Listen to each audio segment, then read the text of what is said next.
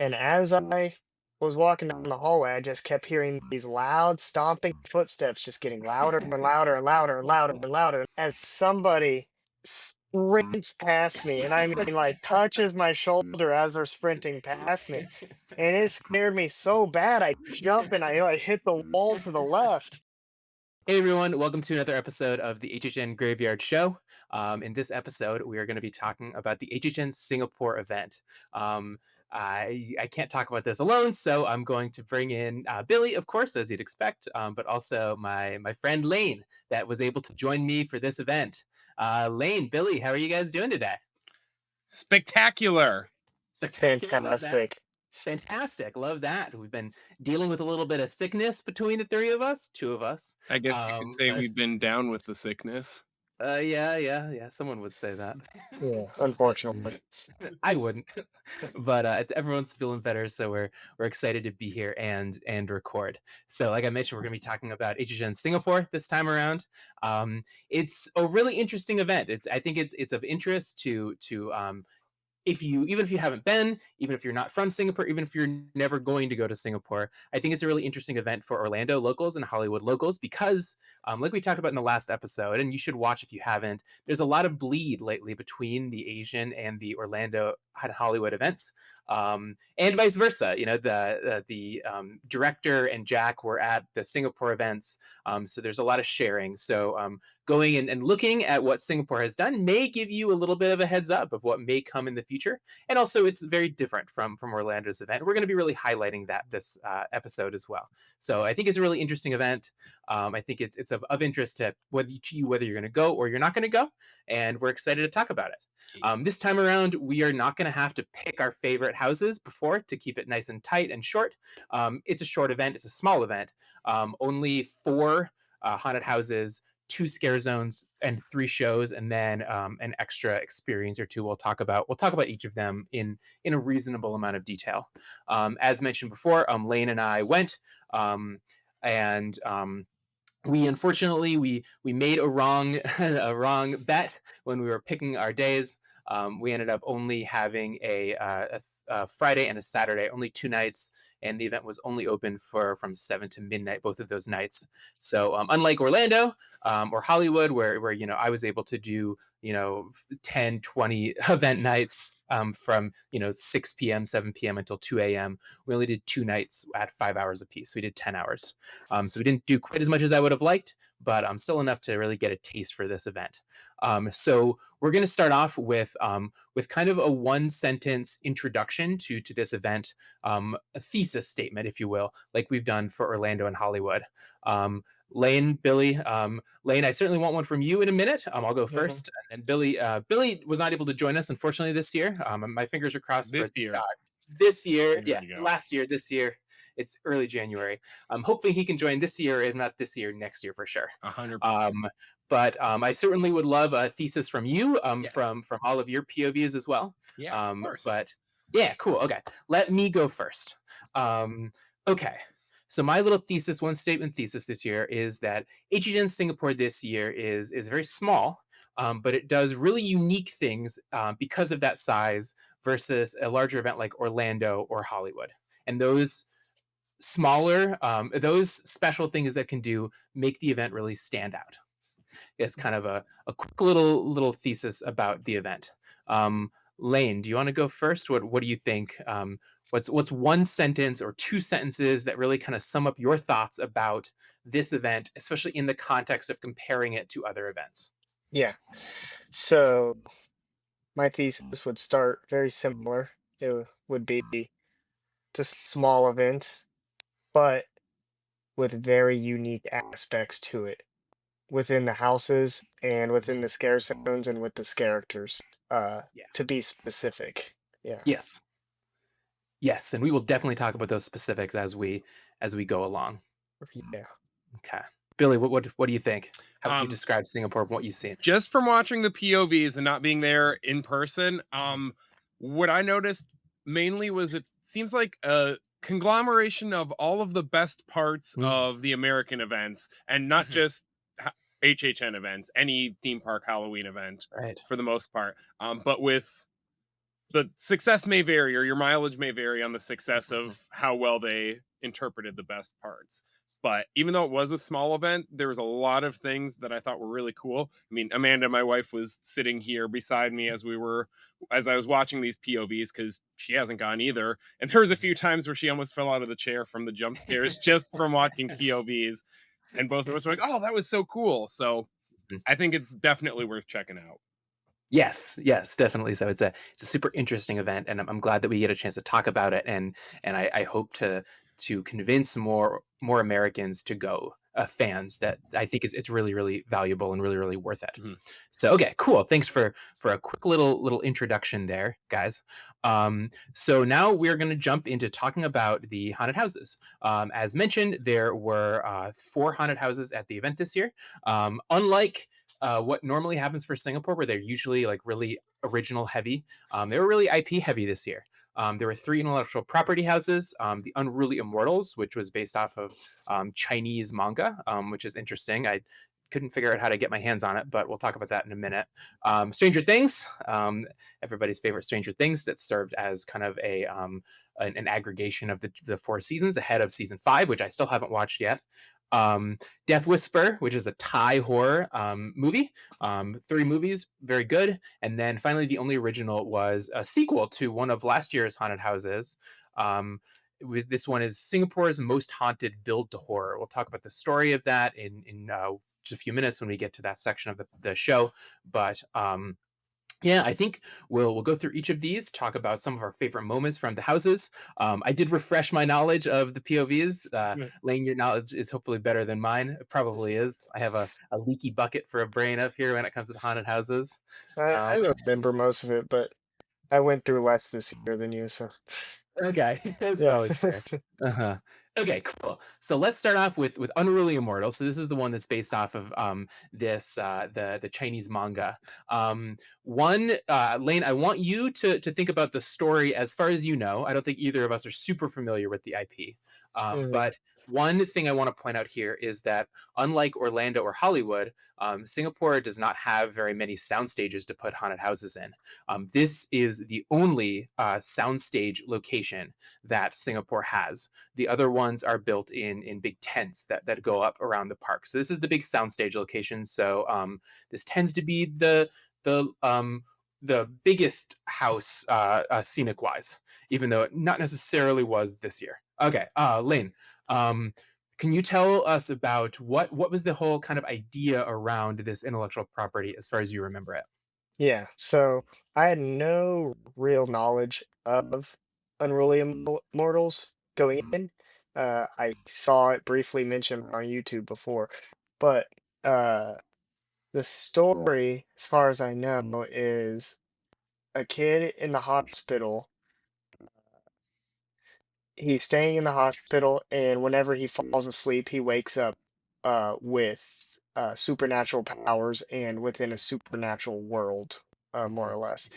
Mhm. And that supernatural world is ran by I cannot remember what they called him, but it was it involved a lot of demons and a lot of monsters. Mm, And within the manga, I don't know if he has to fight these monsters, but it seemed that way mhm. within the story of the house.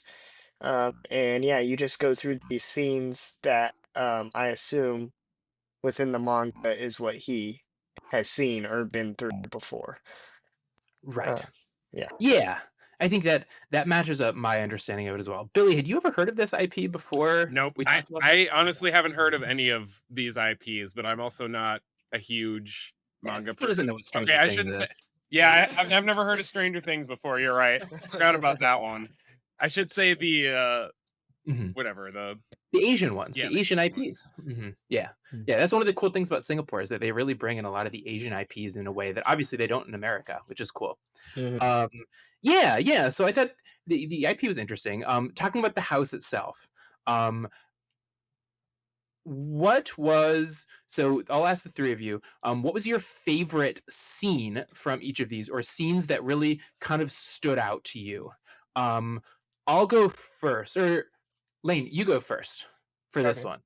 What's a scene or two that really kind of is implanted in your brain, 3 months later? Yeah. So two come to mind. Um, First one is the eyeball room, as Yeah, I'm yeah. sure you remember. Uh-huh. So there was a room that you walk into, and it's circular, Yep. um, Hmm. which is confusing for me because I've never seen a circular room before in a haunted house. It sure Um, has. Yeah, you two ways to yeah. go. So the first path, they kind of ushered us down the left side, so we went around the left side, and they scared us from there. And then we went through a couple more times, and they had us go around the right side. Yeah. But you walked around this huge like totem piece, and there's eyeballs in the walls, and the eyeballs were actually like moving and twitching and doing all this stuff. And there was a character walking around the circle Yeah, yeah, yeah. and would approach you. And I thought that was a really cool room, really Mhm. striking. Oh, And well, then the hands too that oh rotated to yeah, there was from the arms wall. that Uh-huh. rotated, like Yeah. severed arms that rotated. Yeah. Um, and then there was another room full of tables Yeah, and that's the one I was thinking of. yeah, a bunch of mannequin girls wearing all black wigs, and then Yep. one of them was real, of course. Right. But the thing that struck me about that is it's not a really original scare. We've seen that before, where Plenty of there's a times. bunch of mannequins. But Mhm. what was cool about it is that this character moved. I never Yeah. knew which seat she was in because one time she would scare you from the right side, the next Yeah. she was sitting at the front of the room, the next time she wasn't even sitting down. She was waiting in the hallway across. So Right, right. yeah. We've seen that type of scare so many times at the stateside events, but they're Hmm. always in from the same location, and a lot of times they can feel kind of forced. Yeah. But this scene felt really organic, and it changed so much between your runnings. This was my number one um, uh, scene from this haunted house for sure. I Yeah. thought it was really cool. It felt organic, which you can't say about many of those mannequin scares. Um, so yeah, and did any of these scenes really jump out to you on the POVs that Uh, felt different or felt unique or felt like maybe that would have actually scared you? the two that you have just talked about were Okay. the ones Yeah. that I will say I did kind of like how it started in the hospital and then it Yeah. transitioned into like the dark Mhm. underworld. But yes, Mhm. those two scenes for the most part are the ones that stuck with me. That Yeah. big mirror room, Amanda even was like, "That's really cool. I wish I could have gone Mhm. through that." Mhm. But to me, those floating eyeballs, that was something that didn't really feel like HHN to me. Yeah. It the stateside HHNs, a lot of the times when I see those big props, at least that I can recall, it's normally big puppets or Right. characters, or it's, something like a focal point. It's not like Yeah, a yeah. detail that's filling up the room. Yeah. That felt Mhm. very, high end, not scary farm, or even reminded me a bit of Hallow Scream in Orlando or in Hallow Scream Mhm. Tampa a bit. Mm, mhm.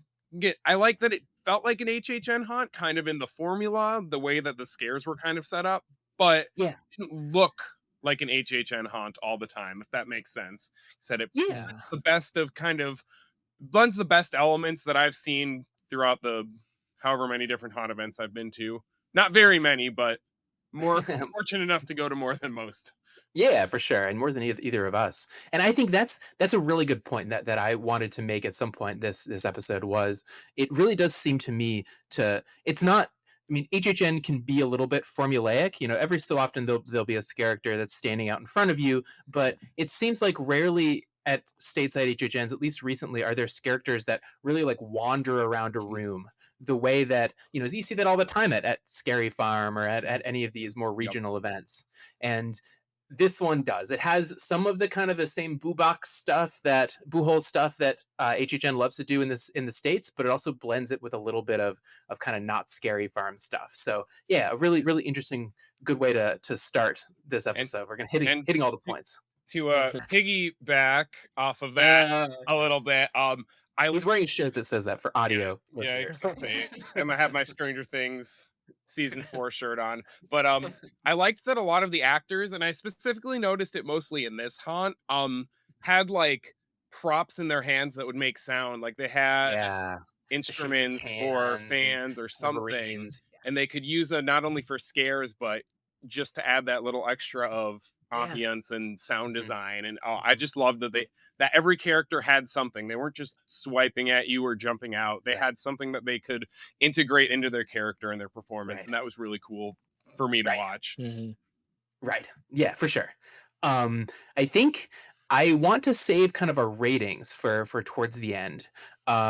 So I guess unless anyone has, I guess I thought that this house was it was good, but I thought that it didn't have any of the big scenes that I would have really liked to see them do from in the one soundstage that they have. Hmm. Um, Makes sense. I think that's my like last thought about it. Anyone else have any last thoughts about this, or we can move on to Stranger Uh, Things?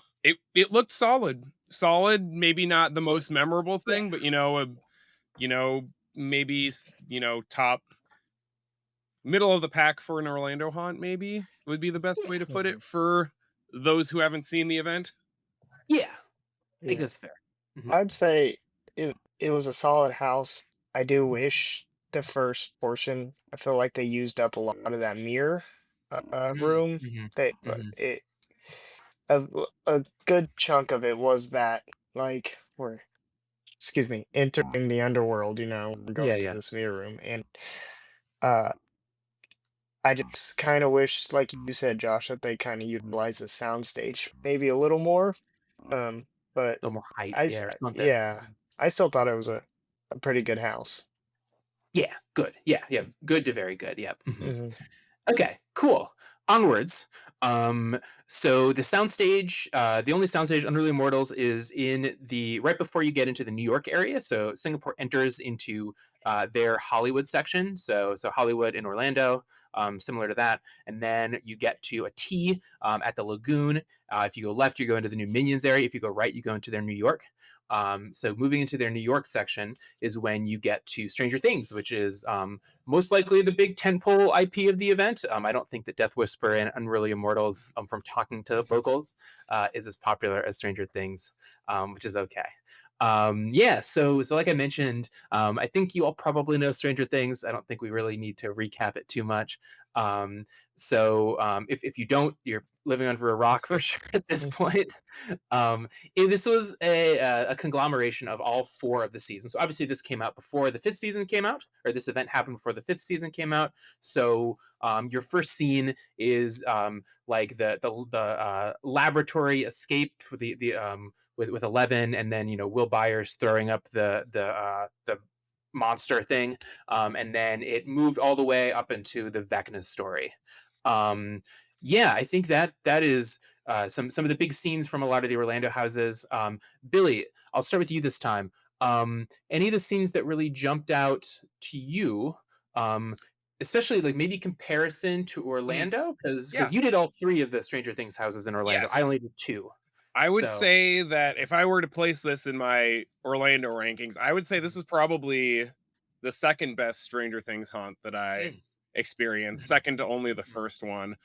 mhm, I don't know if I would necessarily say there was a lot of scenes that stuck out to me as much mhm. as the scenes didn't take up the scenes took up the space that they needed. Starcourt Mall, super good. I love that they had the Billy actor on like this moving something Yeah, underneath, or at least it he's looked like like it in the getting POV. crushed. Yeah. Yeah, and he Mhm. like swung out. God. That was really Yeah, yeah, cool. yeah.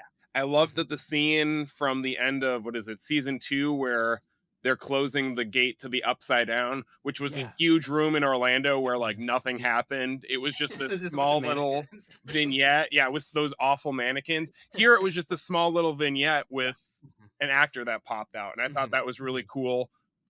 Maybe there was a few too many instances of, hey, I'm an actor hiding behind uh something and I'm going to pop out at you instead of, being in a boo hole.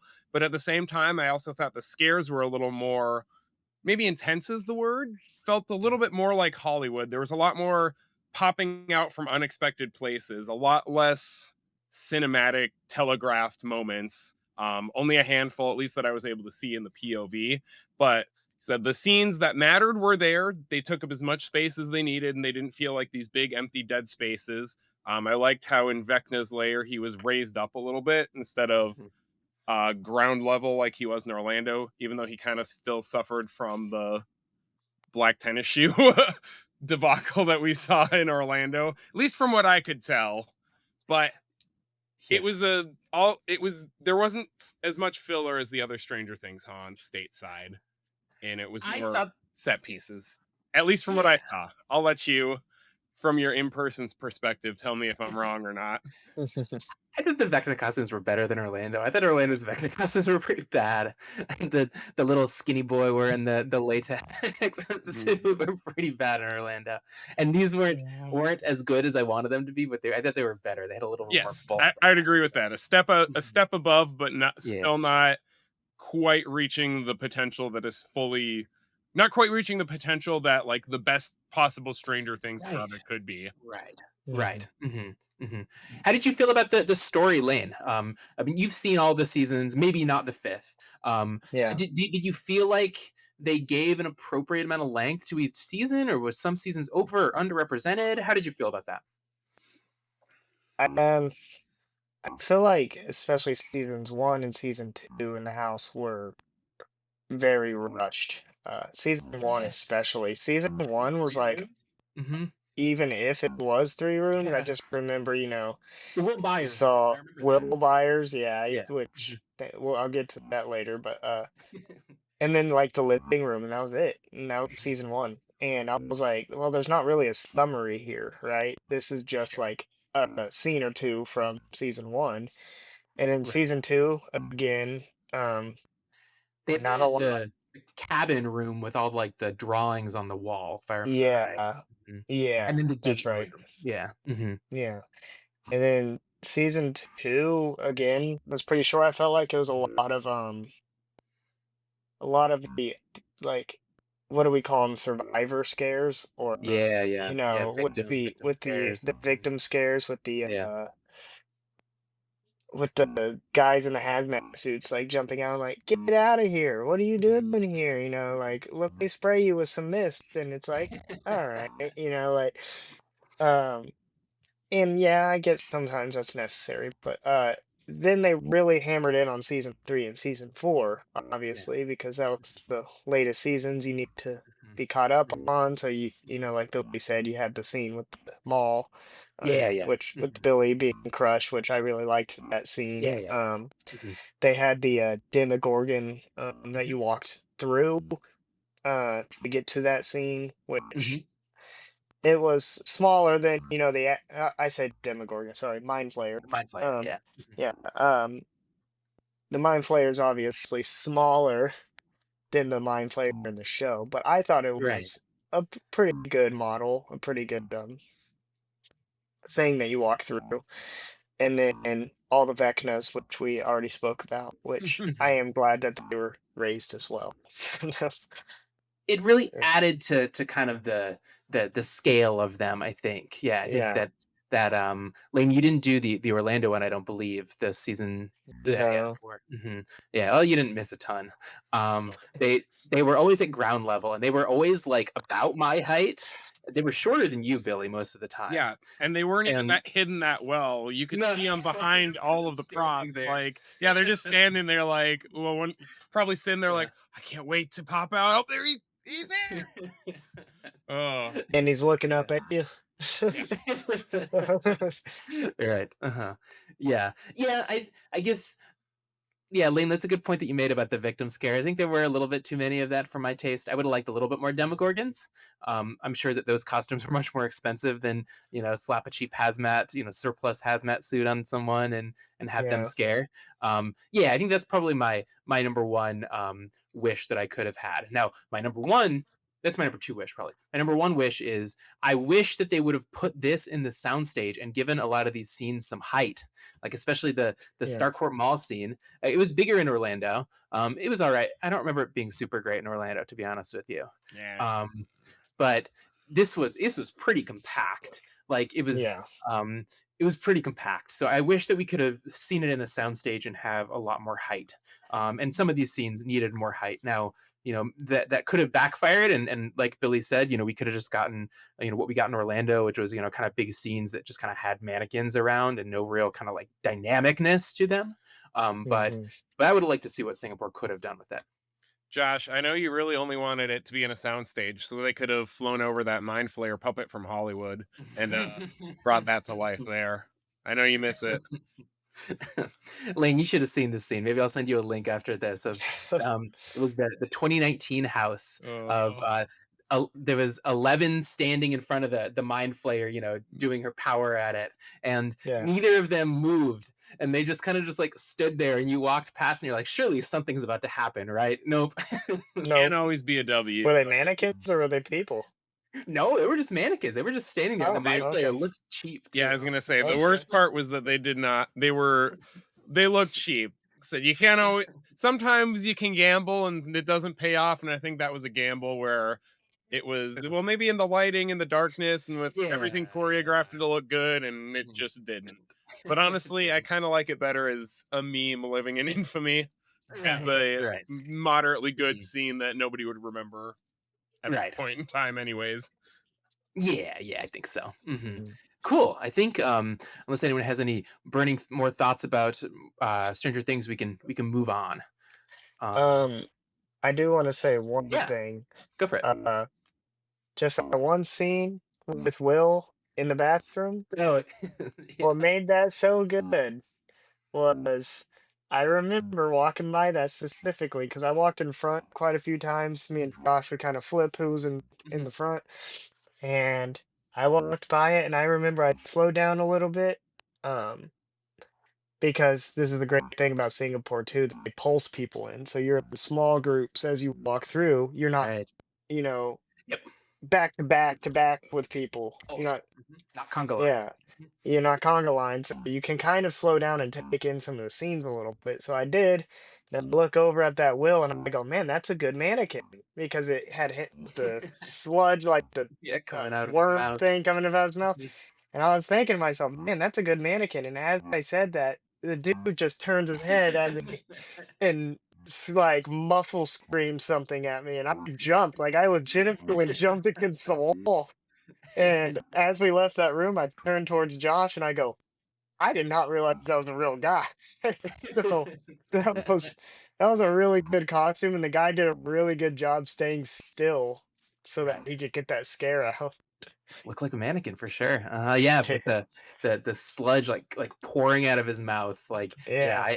I also thought that he was a mannequin my first time around. So. Cool. Okay. Moving onward here. We get to Death Whisper. So at this point in the park, once you get around New York, you go into their ancient Egypt area, which is where they have Revenge of the Mummy, slightly different themed than Orlando. And then you move, or no, sorry, first you get into Sci-Fi City, which is where Transformers and Battlestar Galactica are, and then ancient Egypt for the Mummy, and that is where we get into Death Whisper. Death Whisper is set up in a tent. It's in or next to their Jurassic Park river raft adventure. It's one of the circular raft rides queue. So you queue up in the queue building, and then you move to a tent that I think is just next door. This haunted house is based off of a series of Thai horror movies. Essentially, there's some sort of like witch or spirit that comes and basically like takes over this girl. Yam, all the characters in the name had Y Yeah. names. Yad, Yeah. Yak, Yam, Yad. Yarn. Yeah, Yeah. I don't It's remember. Yeah. The hero was Yak, wasn't it? Is the yeah, the military guy, brother ex-military? military Yeah, guy, yeah. mhm, That's yeah, Yak. yeah. So there were three movies. This covered at least the first two, maybe the three. I Um, think it was but only the first two. the first two. Okay, gotcha. Yeah. Yeah, we watched all three though. Um, We did watch all three, but the third one had just come out when right. we were Yeah. there. Yeah, I don't remember them, so Yeah. you more or less have the whole idea. Yeah. So yeah, I think Lane, I know you're going to want to talk about maybe our favorite scare of the event. So I'm going to talk about the one that if I were to ask Billy, I'm sure he would say the biggest difference between Orlando and Singapore. We're going to talk about the stairway. And yep, I knew that was gonna come. I knew that. Yeah, so the first two haunted houses were relatively similar. They didn't really have a ton of elements that really set them apart. You could see them at a Cedar Fair haunt or something. But this is the first one that really started to feel really different. And that is you're walking through the haunted house. And then you get to a stairway in the middle of the house that you climb up the stairway, and you go through some platforms up top where they have some characters and some theming.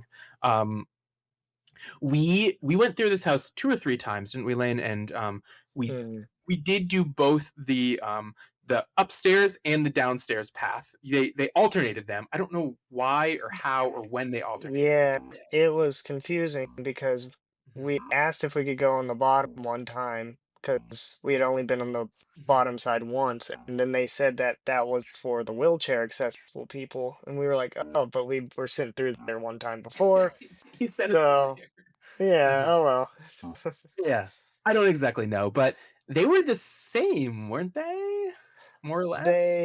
They had different scenes from the movie. Okay, that's fair. So like the bottom path had the mud guy. Yeah, that's my favorite characters. Yeah. Yeah. And Mhm, then the mhm. path was kind of victims Yeah. Mhm, with the yeah. So mhm, mhm. It was interesting though, for sure. Um, yeah.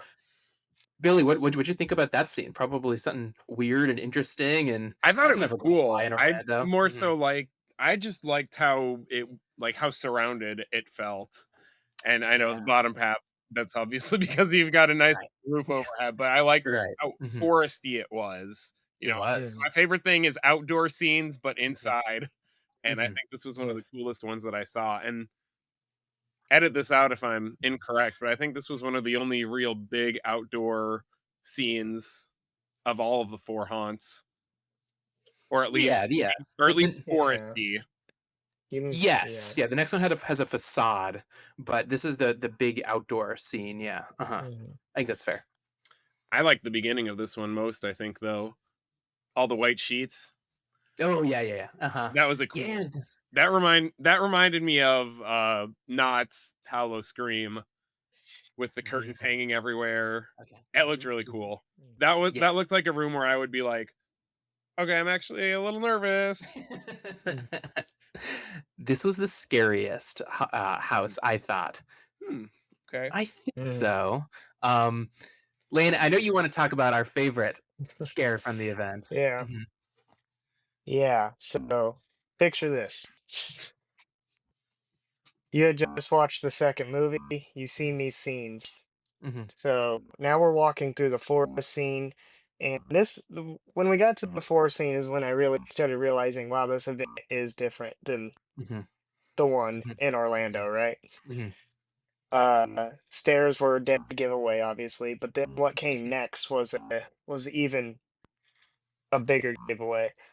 Um, so there's a scene in the movie where it takes place in like a hotel, like a very Yeah. large Mhm, old hotel, mhm, very mhm, Shining-esque. mhm, Uh, mhm, mhm, mhm, so we're walking down the hallway of this hotel, and this, long rooms wood are, paneled hallway. yeah, Mhm, long mhm, wood paneled, the red carpet, mhm, all what you would expect to see.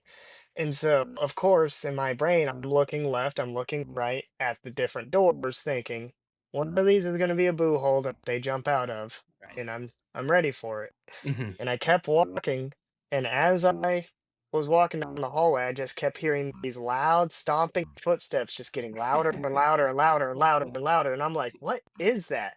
As somebody sprints past me, and I mean, like, touches my shoulder as they're sprinting past me, and it scared me so bad, I jump and I, like, hit the wall to the left, and I thought it was like, at first, I thought it was a person who got scared in a room ahead of us and decided to run out of the house the opposite direction, The wrong and way. then the person sprints back by me, and I jump again, and I look, and she stops and starts looking around all panicked, and then runs into one of the rooms, and it was one of the characters acting like one of the victims from the Right.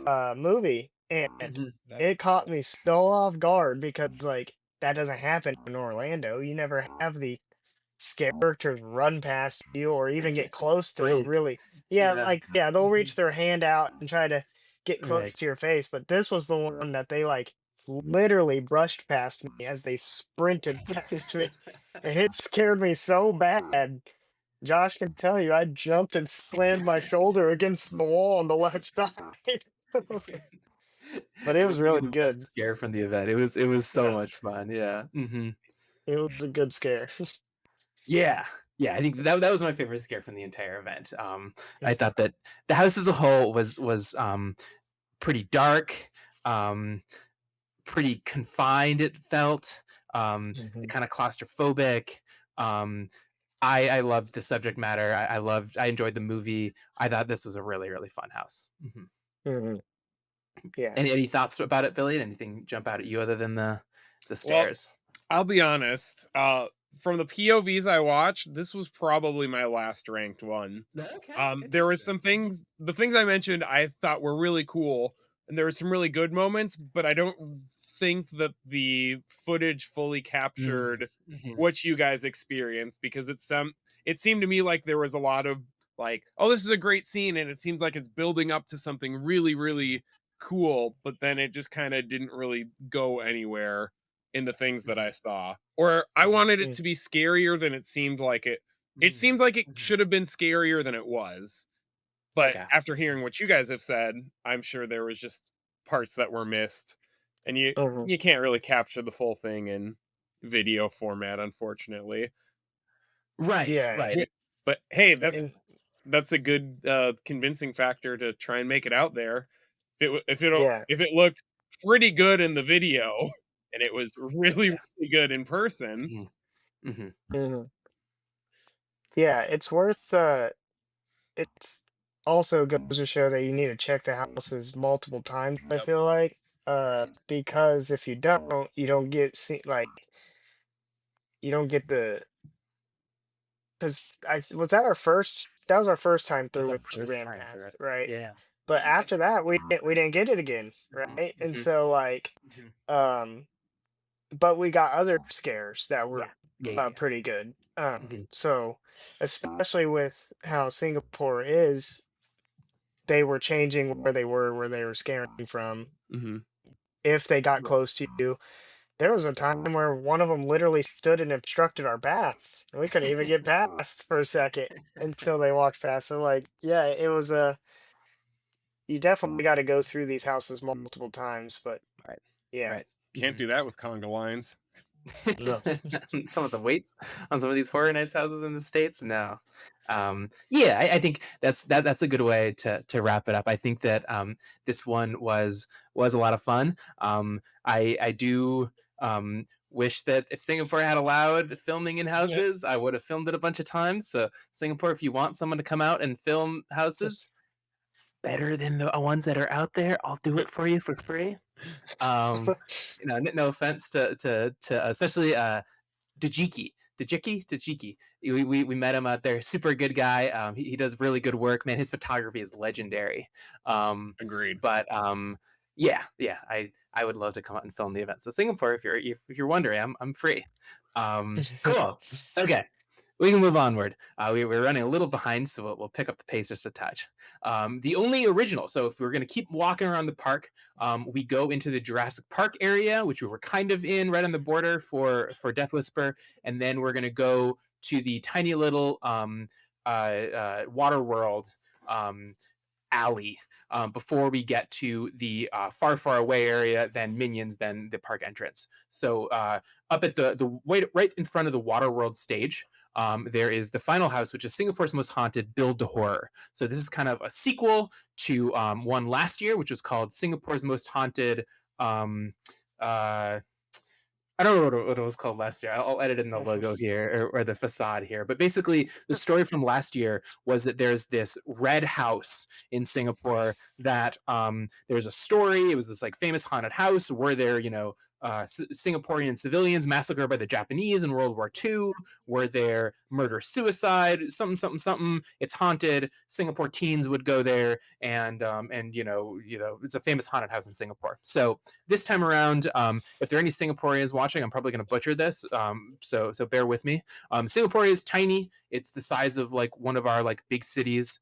Um, It's the whole country. Housing is most housing is built by the government, and I know that if you get married, you can get your build to order house, and you can like pick this house, and you get it like heavily subsidized by the government, to make it a lot cheaper, or else the price would be, you know, whatever it is in New York City or whatever it is by me in the Bay Area. So that's build to order, build to horror. So we are exploring all of these these build to order places that, you know, there some Mm. construction areas, things that go horribly wrong. Um, Billy, and any of these scenes jump out to you before Elaine and I jump in with I think that the biggest difference may or may not have been propagated through the videos, but we'll talk about that in a minute. Okay. This was my favorite watching the POV. Okay. This one looked really, really cool. The actor Mhm. placement was impeccable. Mhm. Lots of really cool, like, would have never thought that there would be a character there, like, especially the cement mixer.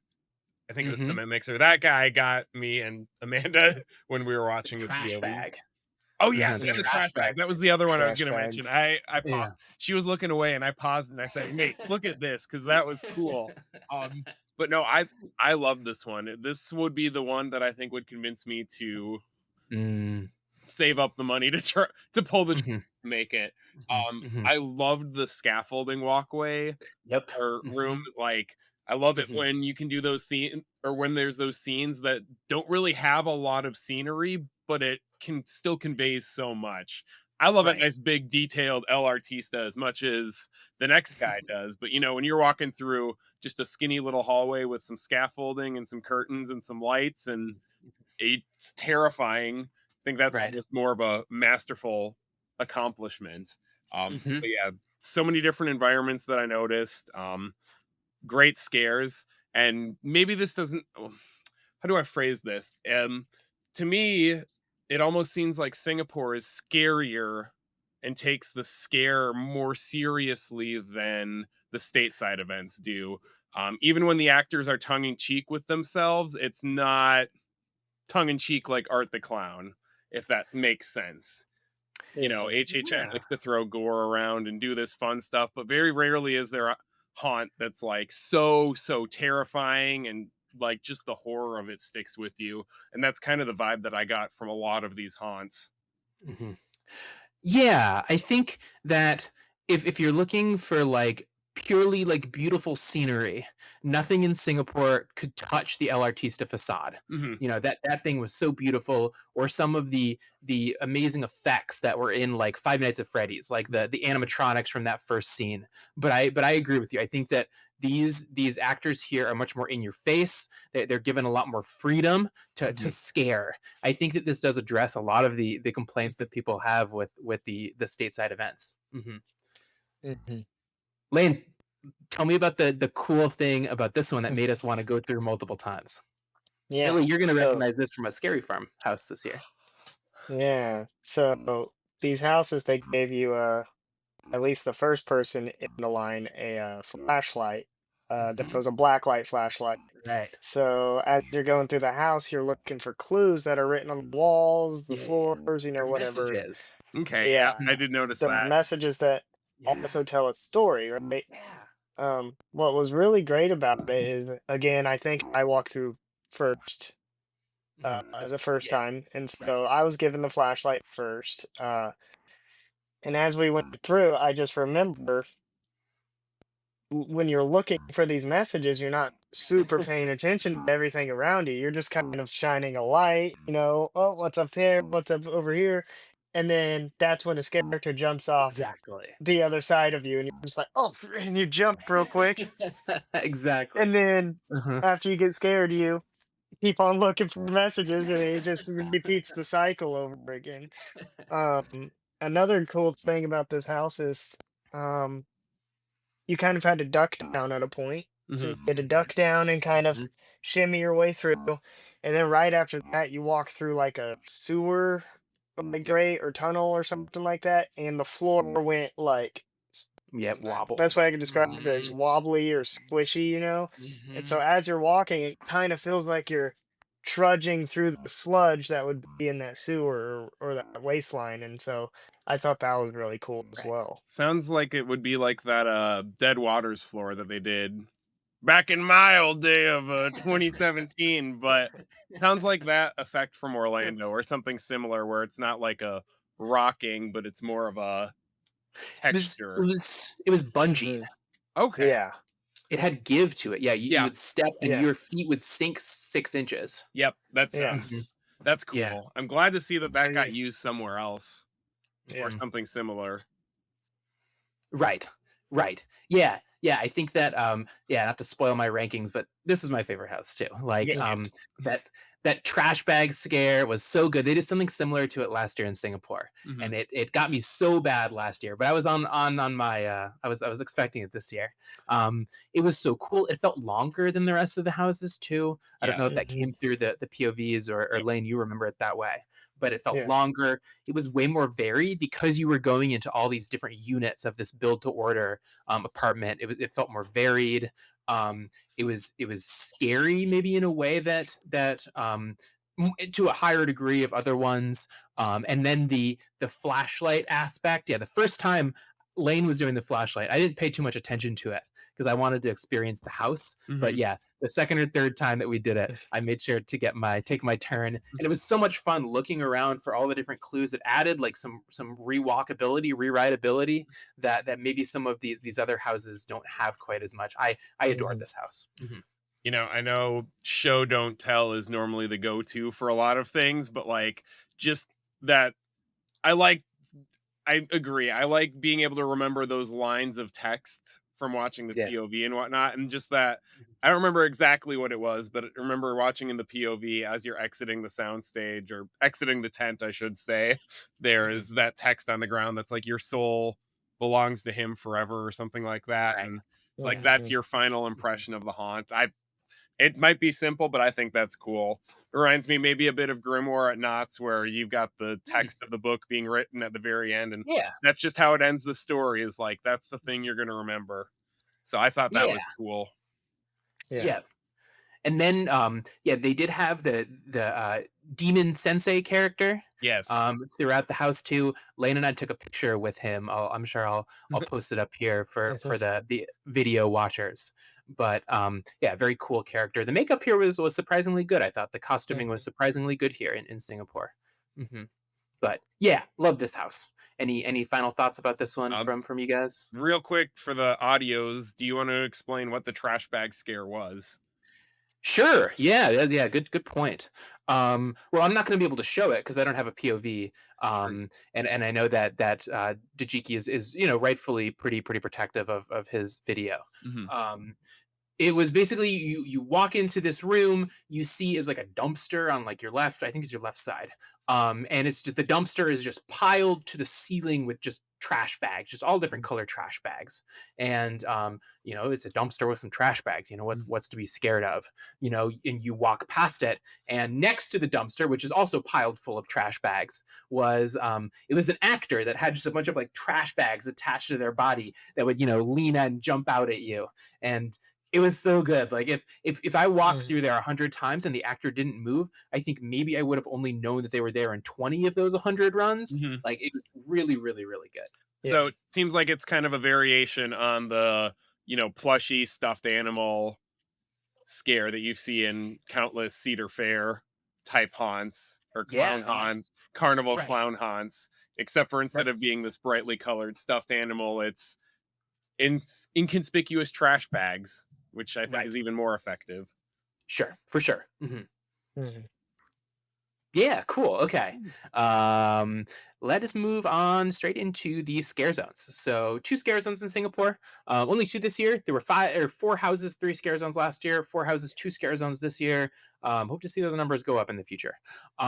This year we had they have a Jurassic Park area that's off of the main like circle around the park.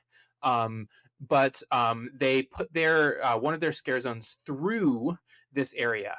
This is a scare zone that you almost might say it's more like an outdoor haunted house, Mhm. whereas scare zones in Orlando and Hollywood tend to be like open spaces, through ways that you end up, going through. Um, to and from. There's a to crowd going by and a from crowd going the other way. It was singular direction. You're going to move around in a circle effectively, and you can't go back the other way. Themed after kind of Japanese monsters. So a lot of the most popular Japanese monsters, some of the umbrella, the eyeballs, stuff like that. It was cool. Yeah, I do have some video of that. So for the video viewers, I will show a lot of these clips as we talk about them. Either of you guys, any of these really jump out at you here? Realm of Yokai was really cool from what I Yeah. saw. I loved the costumes being larger than life. Big.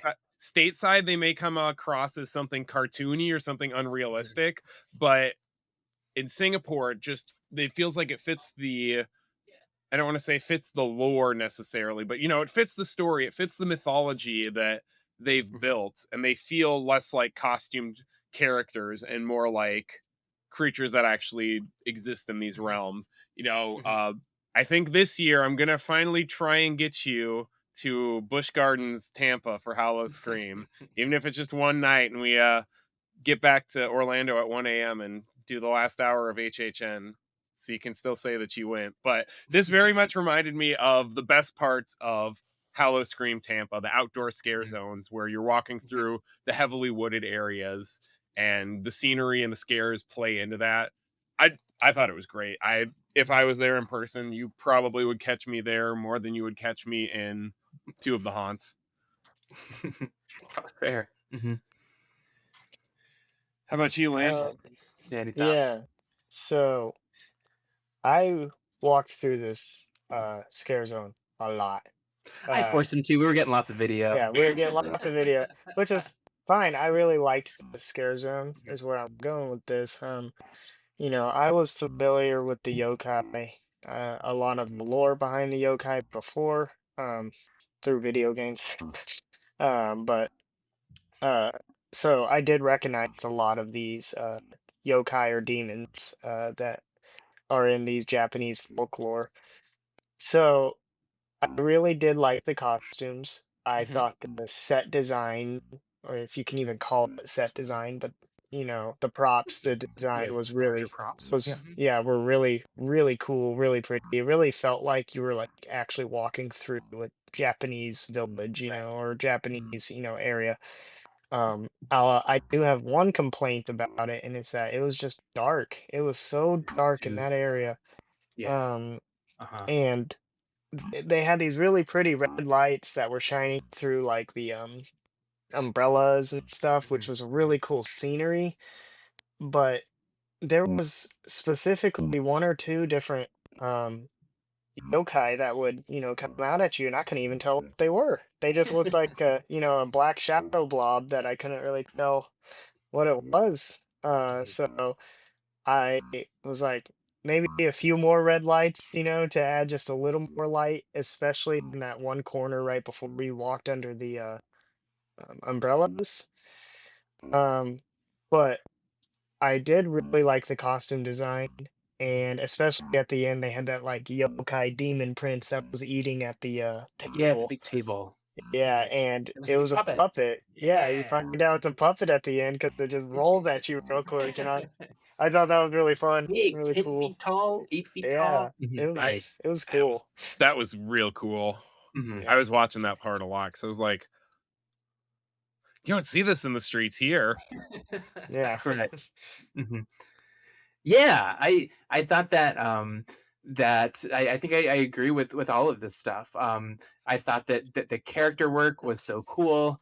One of the best things about Singapore is that maybe this is what Orlando was like a decade ago or 2 decades ago, where it just empties out at the end of the night. Even in Orlando on a Wednesday, Yep. you're never really going to go through these scare zones really by yourself. Like Billy, the first time we went to Premium Scream Night was the only time I can say I've ever seen it like dead. Like there are more characters than people. Yep. But this Singapore is that way. That like when Lane and I would go at the end of the night, we learned a secret from Dajiki, that the actors would do an extra 30-minute set at the end of the night from 12 to 12:30. The park closes at 12, but they would still let you go through until 12:30. But most people didn't know that. We wouldn't have known that if he hadn't told us. We would have Mhm. walked out the gate at midnight. So we would go through that thing 4 or 5 or 6 times. We were the only ones through it. That's awesome. It was the Yeah. coolest thing of all time. They put on a show each time. They didn't care that I was walking through with the camera each time. They would jump at the camera every single time, and they loved it. So Uh-huh. Yeah, Yeah. POVs have Yeah. a lot of great action shots. You guys got some really good stuff That's all Lane. in there. Mhm. Oh man. Yeah, but it was a really cool scare zone, and it's one of the cool things about Singapore is these kind of like outdoor houses almost. But moving on to the next one, the next scare zone is FEARGround. FEARGround is not that type of scare zone. It is a more traditional scare zone. This FEARGround is in the New York section. New York is a covered section in Singapore, which we don't have in the States at all. And this one is much more similar. It's a wide open throughway. People are coming, people are going. Actors are just kind of walking around in the middle of this big area. There are a handful of large props that I think really break up the sight lines. You can't really see all the way to the end, but much more similar to how things are in the States. Clowns, circus, that type of deal. Pretty standard stuff. None of the costumes are very good, but none of them were, I think, really like groundbreaking. Mhm. I really enjoyed this zone a lot just because of the interactions. And Lane, you did a really good job of getting a lot of the video for this one. Oh yeah. I'll Stellar. I'll Thank you. show some of the clips, but towards the end of the night when the crowds tapered off, they were having a good time with each other. They were hitting each other over the heads with baseball bats. They were messing around with each other. They were having a good time, and they would do the same to us, and Yeah. come up and really interact with us to a degree that you don't really get in Orlando and Hollywood just because of the crowds. And I love this zone. This zone was so much fun. It wasn't Mhm. super scary the way that Yokai or any of this was, but it was just fun. Yeah. I would agree. I did like this house. Sorry. This zone. Um, I like the props. It was hilarious. I gotta say it. I gotta say it. The Fanta sponsorship. Yeah, you'd We'll say talk about that in the show in a minute. brought to you by Fanta, Yeah. but it gets worse. But other than that, we got some really cool. At least one of the costumes that really stuck out to me was like a Jack in the Box costume. Oh yeah. Yep. Yeah, that So good. a guy would like pop in and out of, and you But he was couldn't like even see his legs. He was squatting hunched down or down. Yeah. something. Yeah. Yeah, and so that was really cool. The I would say the only like real complaint I would have about it is like even in comparison to Orlando, it felt like a lot of the scare characters were before the crowd started tapering out were just, uh picture props, right? Like Right. they just you couldn't really get I couldn't really get good video there for a minute because every 2 seconds they were just taking photos with people. It was like at Disney World with the mascots, they just get stopped and then a line of people forms behind them and it's just picture after picture after picture with every one of them. So they weren't really doing a whole lot of walking and scaring. It was more like they would walk, take a picture, walk, take a picture. Which is, that's seems to be what it was like there for, the Singapore population, which is Right. fine. But coming from even Orlando where they jump at you, like they'll occasionally stop for a photo, but for the most part they're walking and they're finding victims. Is what they're trying Right. to do. And, and Billy, you can talk more about this if you want, but Mhm. it didn't used to necessarily be that way in Orlando, right? I think that they maybe have cracked down on it because I remember the first year or two, I feel like it was a lot worse. I remember there were a lot of complaints about how in Orlando in like 19, the characters would just kind of sit and talk with their friends instead of like actually like interacting with people or people. Am I imagining that? I don't. Too much time on the forums. I haven't spent that much time in the streets until recently, honestly. Okay. I'm converting him. Yes, partially you are, but also before I lived in Orlando, or when I could only go twice a year, I just hit the haunts. I'd Right. breeze through the zones for the most part. But yeah, sorry, I was slightly distracted also because my cat was having an episode / wanting attention, but he seems like he's fine now. Okay, good. But any thoughts about this zone, Billy? Oh yeah, I thought it was cool, like awesome, from what I could tell. For our audio listeners, the best way that I could describe it was it felt like Orlando's Masquerade Scare Zone, but with the aesthetic of Hollywood's clown scare zones that they do year after year. I know it's in a covered area, which is probably why they were able to get away with this a little bit, but I loved how big the props were. I thought the floats looked really good, really detailed.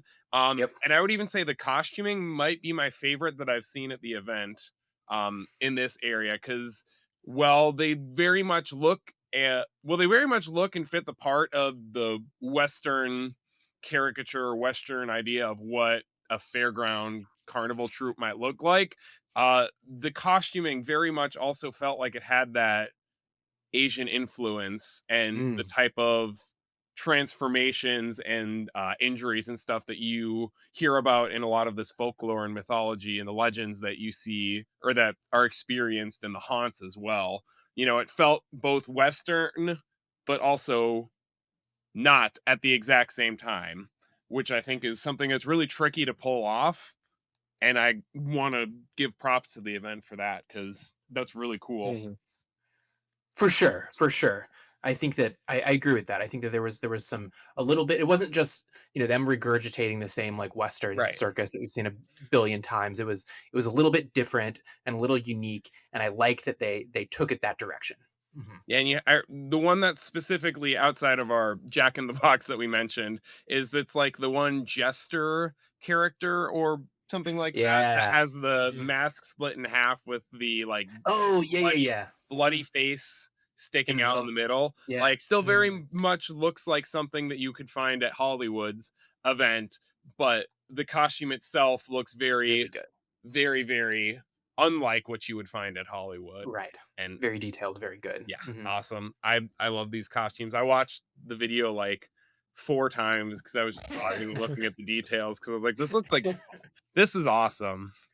It really is. Yeah, I would encourage y'all. It's my video, so I'm a little biased, but I think it did a really good job with it. So thanks to Lane for the camera work, me to the editing, and it makes me really want a Fanta. I don't know why, but that is why. We'll talk about that in just a second. Okay, we're a little behind. We're very behind. We're right about a time, but we're gonna power through these. We'll spend another 10 to 15 minutes doing these, and that's okay. We're a little over. It's a unique event. Moving on to the shows.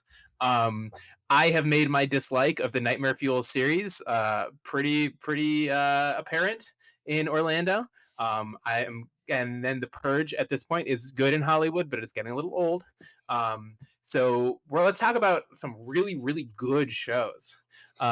First off, the main stage show, they have this big they have a Pantages theater. So for you Orlando listeners, think of where horror makeup is. That facade is home to a much bigger theater, like the size of like Bourne, give or take. Maybe even a little bit bigger than Bourne Theater. Yeah, probably. Maybe a little smaller than that. Okay. For Epic people or Beijingers. So this one is Once Upon a Time to Die.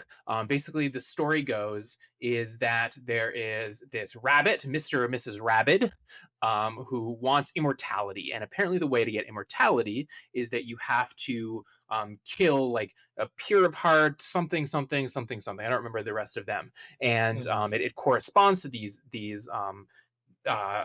fairy tale characters, storybook characters, and they have to go through, the rabbit has to go through and kill all these characters. I adored this show. This is my favorite show at any HHN anywhere.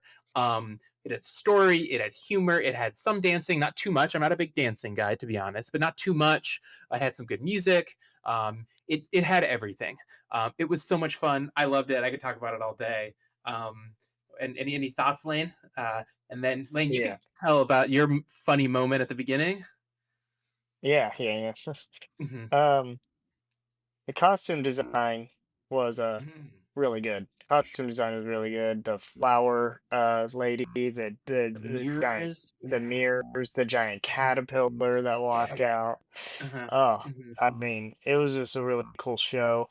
Um, and then, like you said, story, humor, crowd interactivity, Yeah. really good. And so it's going off that crowd interactivity. I think this is what you were talking about, where at the beginning of the show, right before it started, they had a camera above with like the projector, so you could see. You're Uh, projecting on the stage yeah, curtain. they're projecting the stage curtain, and it had like a book that said "Once Upon a Time to Die," and it would open and flip through pages. And when it would flip through a page, it would stop and it would say like a fairy tale creature, Yeah. like Or or a character, or an like so it'd be archetype. like, yeah, like the damsel in distress, Yeah. and then it would show somebody in the crowd, and it was kind of like a fan cam, like the Yeah. jumbotron at a sports event, Right. and so that would happen a lot. And then it flipped through one time and it said "Big Bad Wolf," and I instantly knew, oh, this is gonna be me. I just know it's Uh-huh. gonna be me because at the Anyone time not I had on all, video. yeah, Mhm. I had all my hair down at the It was time. long hair. Mhm. I hadn't clean shaven my beard in a minute, and instantly that camera just flipped straight to me, and so I threw my arms up and gave a werewolf growl, I guess you could call it. I played into it, Hammed played up to into the it. crowd. Yeah, and the crowd really liked it. So yeah, no, the event was really awesome. I really liked it. Yeah. It was fun. It was a fun show. Yeah, Billy, what do you think of it? I say it looks like one of the best theme park pieces of entertainment that I've seen. Mhm. I could do without the some of the pop culture music to the dancing. I would have maybe rather just kept it as something horror EDM Mm. style. But Mhm. no, it's great. I don't understand slash I wish we had more narrative type Yeah. Halloween shows at events like this. And it again, this shows that you can do the dancing and Yeah. effects and stuff and still have a cool story that's not Yeah. and uh what's the word, substance that isn't just dancing and stunts. Spectacle. Mhm. Yeah, Yeah. spectacle, Mhm. exactly. Like Mhm. costumes were great. I love the caterpillar running out through the audience. That was a cool unexpected moment to bring it up. The pretty much everything that you guys have were talked about. There wasn't really any moment where I was like getting bored or like Yeah. let's move on to the next scene. It was concise, it was interesting, it was something that I hadn't seen before that wasn't just again like something that you could find at any other HHN or any other Halloween event. How many events have just Cirque du Soleil or Nightmare Fuel style Yeah. shows as their Mhm. headliner, Mhm. Monster Stomp or whatever it is at Hollow Zero. Scream, and Yeah. too many Mhm. of them. But this looks cool. So if you guys haven't watched a video on it, I highly recommend it because Mhm. I don't want to sound hyperbolic when I say it, but nothing else that I've seen like it, and it is really cool. And then you'll be writing to HHN Orlando asking why we can't get something. Bring it. Yeah, Bring it. exactly. Oh man. The entire time I was watching, I was just thinking, why can't we have this at home? Mhm. Like, why? I would say, why can't we just make one of the sound stages into a makeshift theater? If we can do a makeshift haunted house for Blue Man a Group. month, we could do, yeah, or Blue Man. I forgot about old Blue Man Group. Oh, you mean Yeah. the old VIP or the old Unmasking the Horror Yeah. meeting Lobby. area? Yep. They can do shows in that. Yeah, but like the theater was packed out all night. Mhm. We saw it twice. It was really good. I would love to see it again. Yeah. Cool. Okay. Moving on to the next show. The next show was kind of part of a scare zone. It was basically if you walk down the New York street, you end up getting to a stage area. And I think that they have some like character like dance shows and meet and greets and stuff. But for Horror Nights, they have a show called Dare Die Live. In this case, it is kind of like some sort of like Daredevil, Evil Knievel type guy hosts like a game show. I'm air quoting, where someone from the audience comes up. It's two people from the audience, also air quoting, are yeah, thank you, Billy, are also are racing to stomp on this pedal and fill up a balloon on their head, and the first person to pop their balloon gets to live. And has the coolest moment.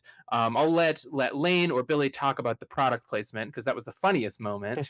But the coolest moment was the person loses, the audience member, air quoting, loses, and they end up like setting the guy on fire on stage, like a purge Hollywood style like burn on stage for a good 5 or 10 seconds.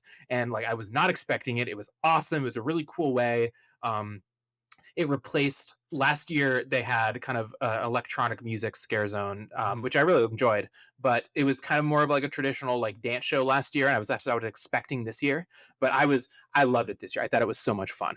Like the carnage returns and then some is what it seemed like to me. Yeah. Also, I'm pretty sure I could hear you audibly gasp in the video when the guy gets lit on fire, and you're very good at staying silent when you're recording. So that should be a testament to the quality of how cool that moment was, or how unexpected that moment was, and how well it was pulled off. Right. I've never seen them do that in a Singapore show. So like I've been during normal times, I've been during HHN. They've never done it before. So really cool. Yeah. So I really like the show too. A lot of dancing, a lot of flips. It's more of an acrobatic show Yeah. than a It's more of a dancing dancing show. show. Yeah. Yeah, So dancing acrobatics. yeah, and so they were like flipping all around and having a good time. There was a fake cannon that they shot at one point. They shot somebody out of, and um, they were doing all these stunts. And now to the part that we've been talking about this whole time is at one point the main guy comes up and he's like, "Oh boy, I can't even remember how he intros, but I just rolled my eyes so hard because he goes, 'I'm just so thirsty,' and he goes, 'I wish somebody could pass me,' and somebody hands him a Fanta and he holds it out to the crowd and he said, 'A delicious crisp Fanta,' and he opens it and he takes a drink and closes it and he says, 'Man, that's good,' and then hands it back and he's like, 'Where were we?' and goes on with the show. And I just remember I was recording and I look over at Josh and roll my eyes and go back to recording. It was so blatant. It was Yeah. honestly kind of funny of just how like blatant and bald faced it was. That seems Yeah. like something like you get from Jack the Clown intentionally trying to Yeah. whatever. It Make seemed fun more of like meta it was moment. so blatant it seemed like a joke. Right? Yeah, It's like fourth wall break or something. yeah. Yeah, it was hilarious. It was so funny. Anyone have any final thoughts before we move on to the next show? Last show. Mm-mm. No? Okay, cool. It was, yeah, very good show. A super solid 1-2 punch. But it wasn't the only one. So moving onward, if you go all the way around the park past Build the Horror, which was what we said was in the Water World section, you get into Far, Far Away, which is the Shrek area. A really cool section, by the way, like lots of like, the kind of the humor that Shrek 4D in Orlando had, kind of, meta, make fun of Disney, make fun of other places, humor. You get to their Shrek Castle, which is their big castle, which is where Shrek 4D still is. But this time they projected a show onto the castle. In this case, it's the Blumhouse show. So it was only a 5 or 6 or 7 minute show that showed a handful of the movies. They had, correct me if I'm wrong here. I know they had The Purge. They had Black Phone. They had Megan, and then they had maybe one more that I'm not thinking of. No, I think it was mainly those three was Black Phone, Mhm. Purge, and Megan Mhm. were the main Happy Death ones. Day. Yeah, I think they had a little bit of Happy Death. They may have showed like a small portion of it, but Mhm. Okay. not a I'm just lot. reading the Yeah. description. Okay. Oh, if I wrote it in there, I may or may not be right. Yeah. but but yeah. Um, what did we feel about this one? I It thought was it all was right. pretty good. Yeah. Yeah. Mm, It was It was, it was a good way just to relax for a little bit, to be honest with you. I yeah. thought that it was like pretty clearly like the third place show at the event. The other two, yeah, took my breath away, kind of got a gasp out of me. This one certainly didn't. It was fun though. It was a good place because um the Far Far Away and the Minions area didn't have any like haunted attractions. Mhm. They tended to be a little less crowded. Minions is a little bit more crowded just because it was new, but they ended up being like really good places where you could just kind of sit and relax for a little while. So I think I left laying on a bench there when I went to go get some food one time just to rest because Yeah. I I was gonna we say. were going pretty hard all night. I Um, think yeah, it was part of the evening was that part of the evening slowly became one of my favorites. Not like the show itself, but because we went so hard and it was so hot. so For fun. those who don't know, Singapore is incredibly humid. Yeah, It was 89 during the day and it was 89 during the night. Just yeah. It's like the worst of it Orlando. was Uh-huh. as humid as it could, like a 93% humidity. Yeah. Josh went to go get us food and some drinks, and I just remember sitting down and he came back and we sat there and ate and watched the show. So yeah, like I agree. It's just a good place to kind of sit and relax and catch your breath a little bit after walking around in the heat for as Yeah, long as you have. But for sure. really nothing mind blowing about the show, you know. It was just like a greatest hits of Blumhouse, right? Uh, Yeah. Mhm. here's Black Phone, here's the Grabber, Right. here's Megan, Mhm. here's They so let the characters come out at the end, which is cool. You could take pictures yeah, of with the Bert spark character. cannons, Yeah, yeah, and they would spark fires. across the ground. Yeah, Yeah. that was kind of cool. But Mhm. Yeah. Mhm. I mean, the way I look at it is it kind of feels more like ambience than it does entertainment. If it wasn't there, nobody would probably notice and everything would be fine. But it's nice that it's there. It's nice that it's something that, like Yeah. you said, you can enjoy it, you can relax. It's nice that Right. they filled in or they did something, even if it isn't spectacular. But, it's not going to be a, oh no, I missed it. I need to go Yeah. back another yeah, night just to Yeah. see this. It's not the It- reason you came to the yeah, event. Mhm. exactly. It's Blumhouse. yeah, Right. It's Blumhouse, even if it is Blumhouse. Even if it wasn't Blumhouse, it would still be Blumhouse. Right. Still be just one yeah, of those middling, middling, fun but not revolutionary things, and that's okay. Right. That's okay. yeah. Mhm. Yep. Cool. Okay. Well, speaking of Blumhouse, the last kind of attraction, event, something or other we'll talk about from Singapore before we get into more general or any kind of last minute things that we remember is Billy. I did not link this in our notes, and I haven't made a video for it yet. So Ooh. I'll describe it for you in kind of real time. Mhm. Um, they have a 2-story restaurant inside of their New York area. Um, in it is kind of where I'm trying to think about where it would be. It's like if there was no Revenge of the Mummy, and they had it in like the place in New York where you usually go into the tribute store is Yeah. probably the Okay. best way to put it, I Yeah. think, if Mummy wasn't there. Right. And it's this restaurant. Last year, at some point, I'll make a video about this too with all my video from last year. Last year, they had the coolest thing ever, which was the Viper Club, which was Mhm. this like vampire speakeasy type deal that you had to pay extra money to go into, but it got you some food. And they had these vampire actors that would come out and interact with you, and Mhm. they had storylines. They had stunt glass where they would hit each other over the head with like beer bottles and stuff, That's and like awesome. it was so cool. Yeah, it was so cool. And they had like these like special one person storylines. Mhm. Billy, I'll have to tell you more, like way more detail about this at some point. I will make Yes. a video about it at some point Yes. too. Let's I got go. chosen for one of them. It was so cool. Um, this year, instead of doing that, they did a Blumhouse thing where you didn't have to pay money for it. Instead, they had a handful of like cool food items, like little themed food items. I have some pictures of some of the ones that we ate. I'll show them here for video listeners. I don't remember them, to be honest, or else I would describe them.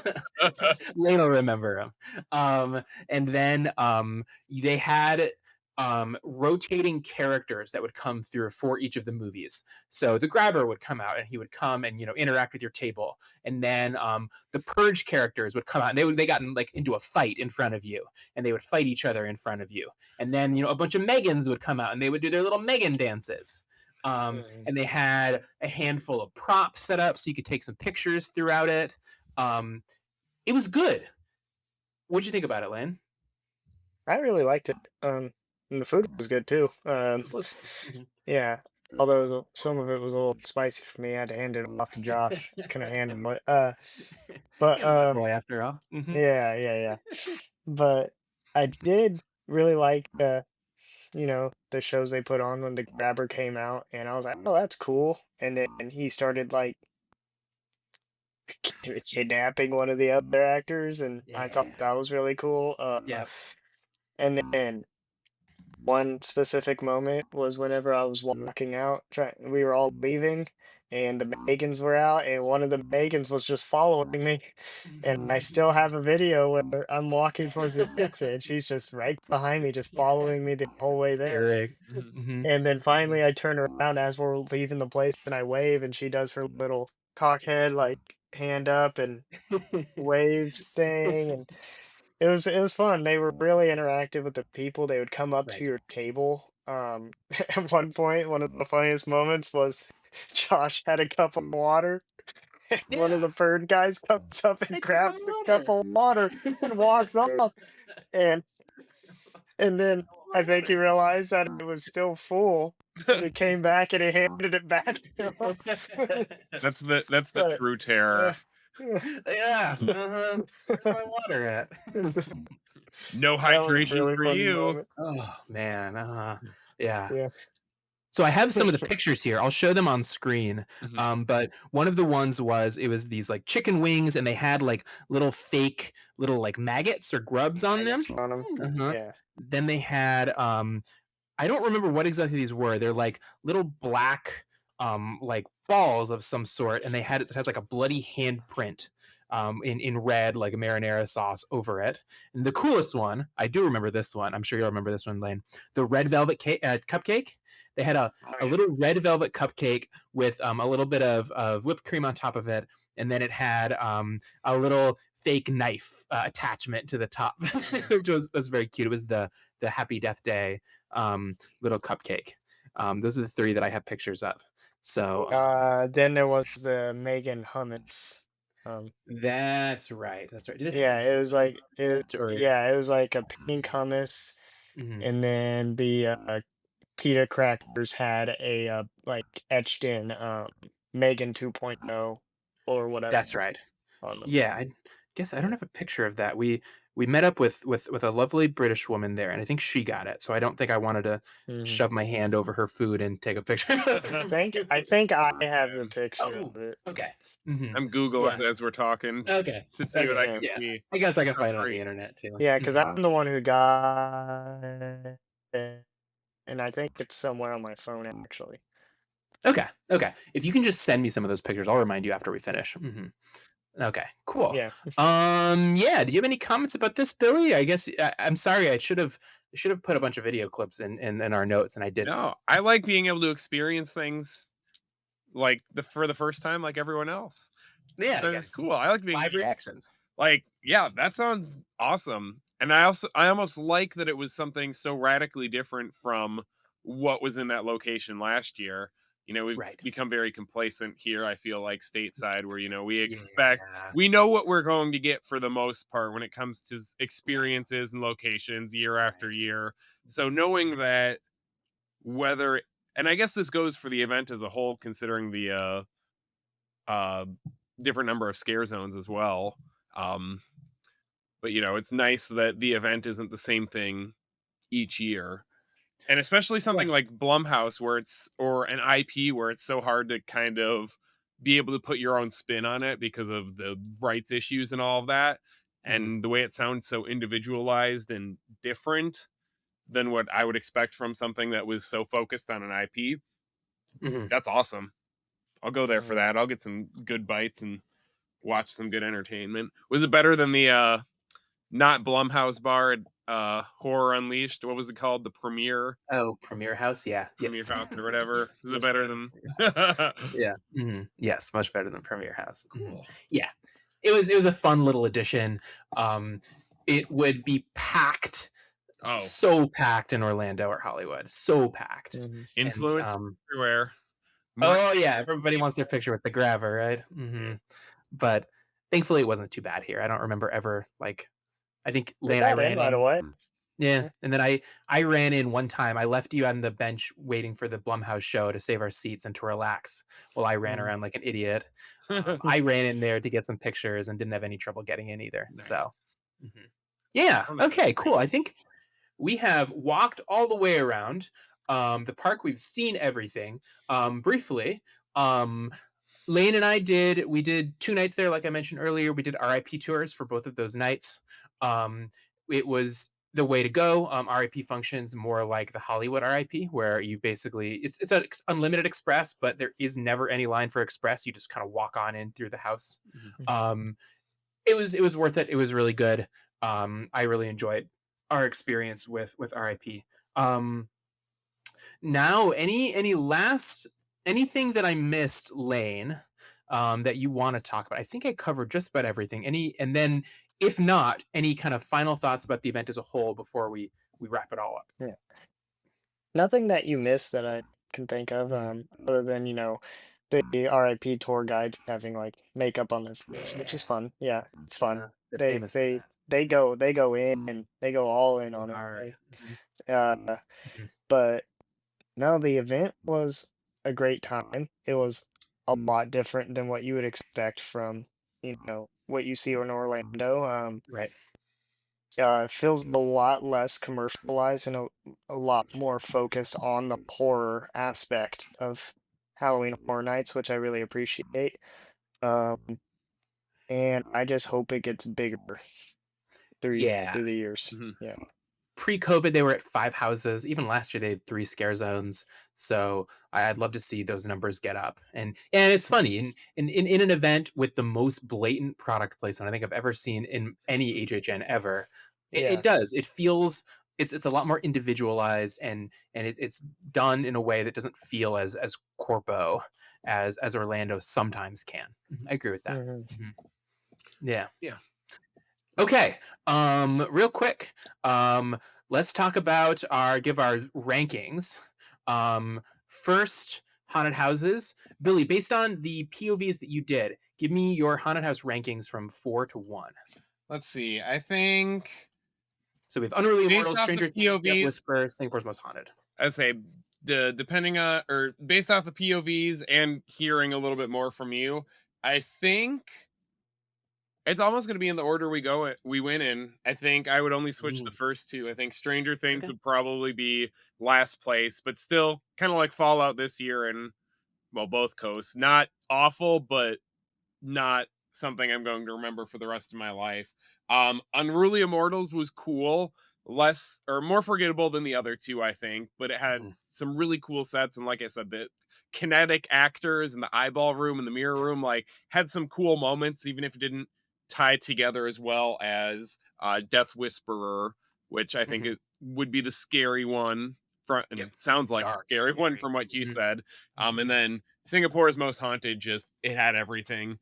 Said what immediately after I finished that POV, I turned it back on I rewatched it because I thought it was cool, and I was like, I want to see that again.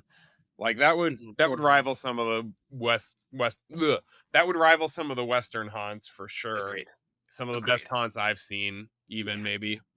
Yeah, it can stand up to a good Orlando haunt, which is not something you can say about a ton of them. Or a good not scary farm haunt. I don't know about that, Billy. Let's not get ahead of ourselves. I forgot. There's not any good ones according to you. They range from like mediocre to all right. But yeah, I think that is my exact order. I think Stranger Things was the least scary. Unruly Immortals was interesting. I could be I could flip those again. They're pretty close to me. And then Death Whisper was dark and scary, which I enjoyed. But then Most Haunted was the original of the bunch. It was so much fun, so many good scares. The flashlight element was so good. Lane, any thoughts about that? What's your ranking here? Exact same. Okay, Exact same ranking. crazy. Yeah. Mm-hmm. I mean, same reasoning. Uh, yeah, Stranger Things felt a little too rushed, and just they didn't use the space like you said. That I wish they were in the sound stage rather than a tent. Unruly Immortals just don't know much about it, and Yeah. you don't necessarily need to, but it's still like it was okay. It was a good house. It was a good house. Yeah. Death Whisper was scary, bloody, had the most memorable scare, Mhm. uh, and I really enjoyed it. And then Build the Horror, it was everything about it was just great. It was scary. It had an interactive story for you to follow, and it had a lot of changes, such as ducking Yeah. down in the Yep. squishy floor. So Yep. yeah, I really liked it. Yep. So good. Scare zones. I liked FEARGround a little bit better than Yokai just because of the interactions and more fun. But they were both good. Lane, ranking of 2. Which one's your favorite? Um, I would probably flip it. I'd probably say Yokai, and simply just because I thought they tried to be scarier, and I Yeah. thought the setting was prettier, even though some of It the parts was. you couldn't see. Uh, And then the circus Scareground was a lot of fun, though. Like you said, it was a lot of fun. Oh yeah, Fairground. Sorry, was a lot of fun. yeah. I hear Billy agreeing. Yeah.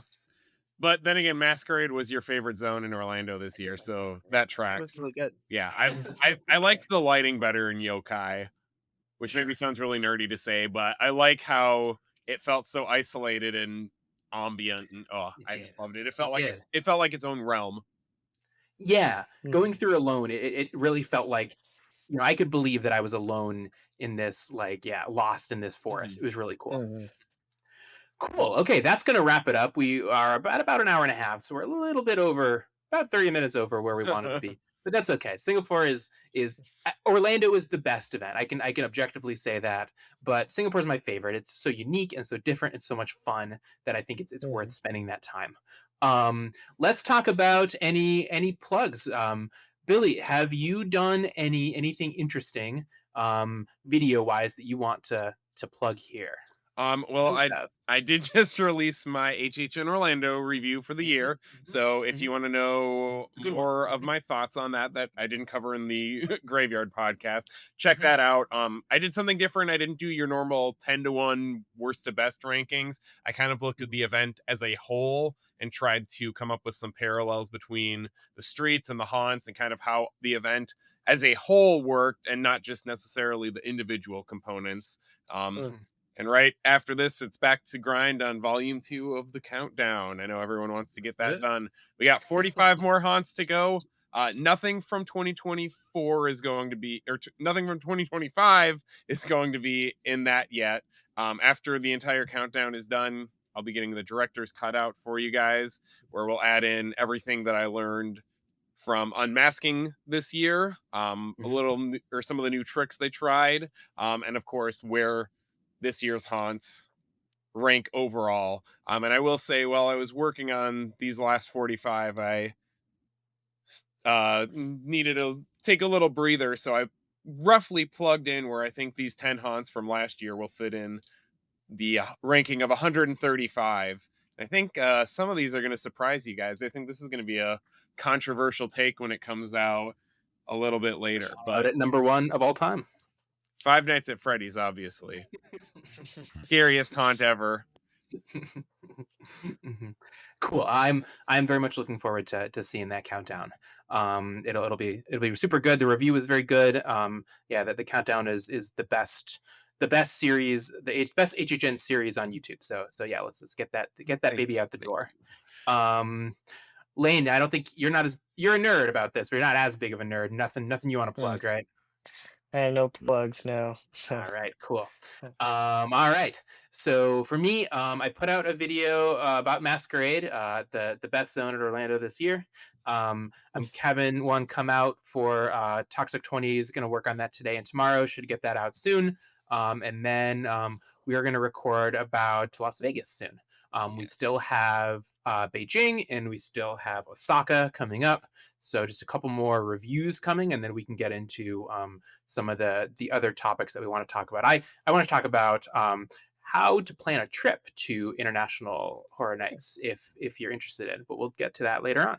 So yeah, okay. Well, guys, thank you for braving your RSV or your flu or your COVIDs to spend some time with me.